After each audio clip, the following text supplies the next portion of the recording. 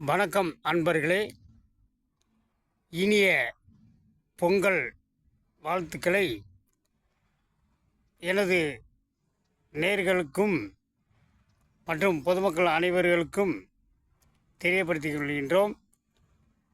பொங்கல் விழா என்பது பொங்கல் எதற்கு வைக்கிறோம் என்றால், தை மாதம் 1ஆம் தேதி தட்சிணாயன காலம் முடிந்து உத்தராயண காலம் தொடங்குகின்றது.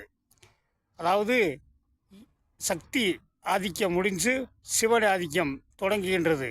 அந்த சிவன் ஆதிக்கத்தை முதல் நாள் பொங்கல் வைத்து சிவனை வழிபாடு பண்ணுறது வழக்கம். ஏனென்றால் இந்த உத்தராயண காலத்தில் தான் தேர்தல் வரும்.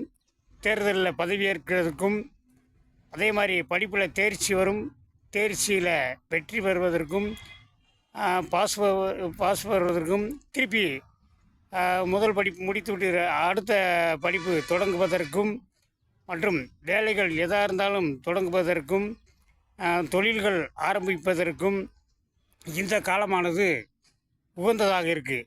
எனவே தான் சிறப்பாக எல்லோருக்கும் இந்த காலம் அமைய வேண்டும் என்று நோக்கத்திலே தான் முன்னோர்கள் முதல் நாளே பொங்கல் தை மாதம் 1ஆம் தேதி எல்லோரும் வாசலில் பொங்கல் வைத்து பூமி தாய்க்கு நன்றி கடன் செலுத்த வேண்டும் என்ற நோக்கத்துடன் இந்த பொங்கல் விழாவை ஆரம்பித்து வைத்திருக்கிறார்கள்.